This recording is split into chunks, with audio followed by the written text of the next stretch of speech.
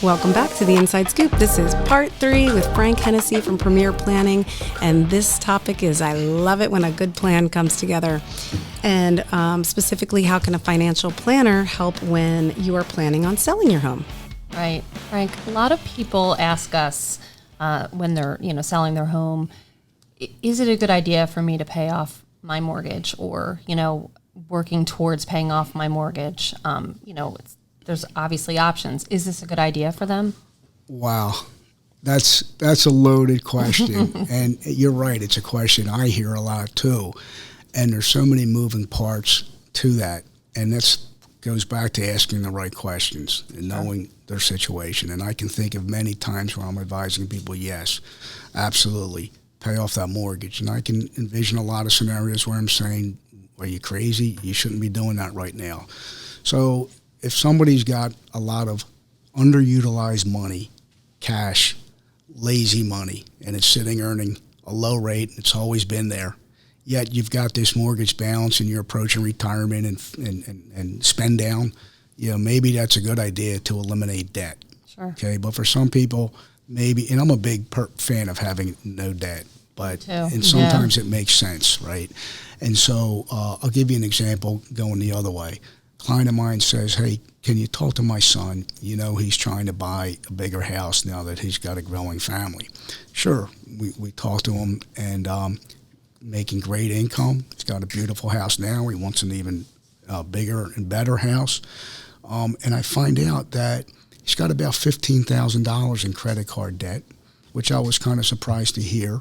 Mm-hmm. He's making extra principal payments pretty regularly to his mortgage. And I said, well, why are you doing that? And he says, well, it makes sense to me. Yeah, $15,000 on my credit card, but I got a couple $100,000 of debt on my mortgage. That's my bigger amount. I want to pay that down. I said, I get that, and that makes sense, but let's think about the math. The interest rate on your mortgage is substantially lower than what his credit card was charging, right? And secondly, when you pay down your mortgage balance, it doesn't improve your cash flow whatsoever because you have the same amortization schedule, the same principal and interest, whereas if you paid off your credit card balance, not only did you instantly improve your cash flow, but you probably improved your credit score as well. Now you've got the ability to save more money. And maybe it's worth mentioning another way to help maybe propel your savings for the short term is you see a lot of people, what I'll call over-contribute to their 401k plan, where their company match might be dollar for dollar to 6%, and yet they're putting in 12%. So I encourage you to get the benefit of that free money, maxing out the match. But if you're putting more money in there that you can't touch till you're 20 years from now, right, and you've got credit card debt, pay off that stuff, build up your short-term savings. So good debt versus bad debt. Well, speaking of that, that's a really good question. That's what I was going to ask, is in some cases your credit card versus your mortgage could be a tenth. Your mortgage rate in the world we're living in right now could be a tenth of what the percentage is on your credit cards. So is that then good debt? Is there such a thing as good debt? You said you don't like to have any debt, but is there such a thing as good debt? How many people have mortgages right now at 2.5% or 3.5% or 4.5%? It's like free money. Right. They can put money in a money market at 5% right now. That's today's rates, right? So not only could you make more money on your money than you're paying to your mortgage company, and by the way, your interest is probably somewhat deductible there, so your 3.5% isn't even 3%.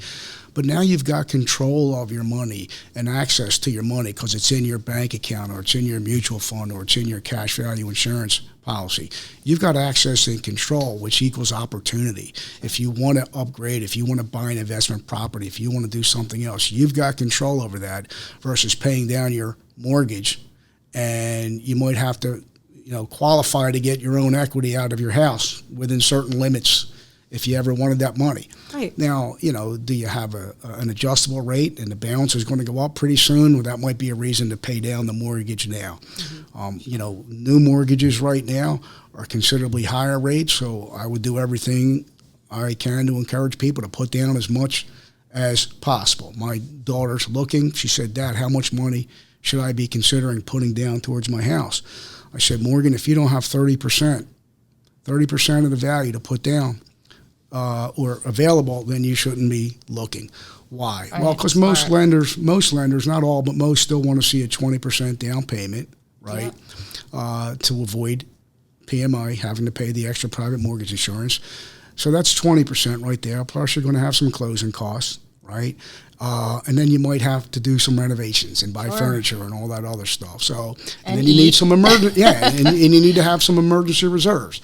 So if you don't have 25 to 30% of the purchase price available to you in cash or, cash-like resources, then or gifts from dad, or gifts, then you might, that whatever it takes. Now, if I can get them off my Easy Pass and my phone bill, I'm hilarious. So, well, I will tell you that we have some really interesting programs. Actually, we should probably talk about that another time. But we have some really, really interesting programs that do not require 20% and do not get PMI. That's great. So there are some really, really cool programs out there for first-time home buyers. Right. And I didn't get to your selling question, but selling is similar. What are the tax consequences if I sell?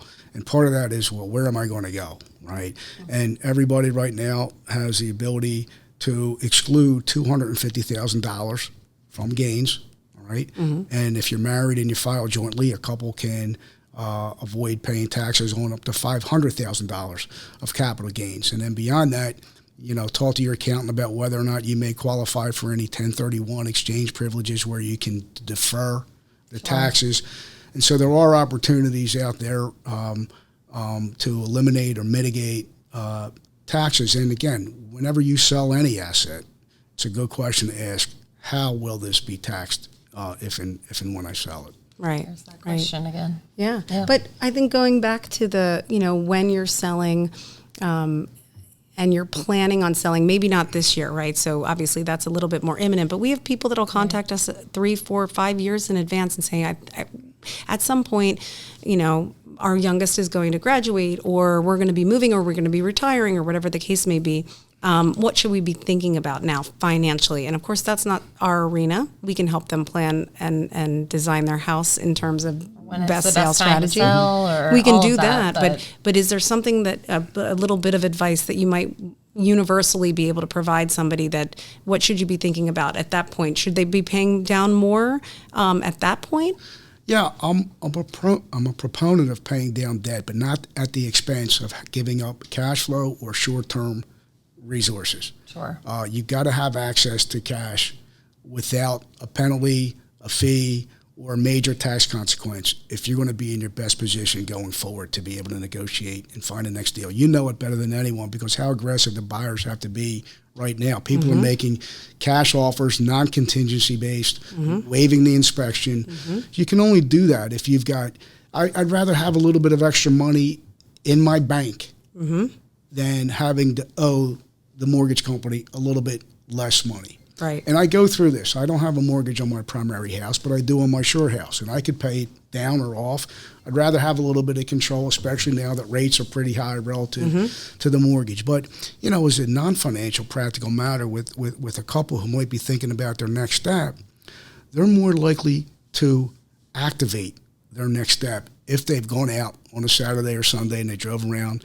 Where do I want to go? Do I want to go to a rancher? Do I want to go to a 55 and older? Do I want to go to an independent living facility? These things are overwhelming. But if you take it one step at a time and identify where you may or may not want to be, you're more likely to position yourself non-financially to be comfortable with selling your house and moving to the next chapter. We agree completely. Yeah. We encourage people to reach out to us way in advance of them being ready to list their house to help them through that process and create some guidance and advice. And it goes completely back to what you said in the very beginning of part 1, right? Yeah. And this is part 3, and we reiterated it in part 2 and part 3. Ask questions. Ask good questions. And surround yourself with good resources. That's right. Yeah. Good resources who are going to help you understand the questions that you should be asking. Yeah, and you guys are obviously advocating for your people and walking them hand in hand down the road. Yep. And that's, As I'm are sure you. that's appreciated. And it's appreciated from you as well. And so Yeah. I can't say thank you enough for you being here. And Yes, I hope thanks, everybody learned something. And if you have further follow-up questions, we absolutely encourage you to reach out to Frank. We'll be putting his contact information in the post or in the comments section. Thank you so much, Frank. Thank Thanks you. for You're the having me. best.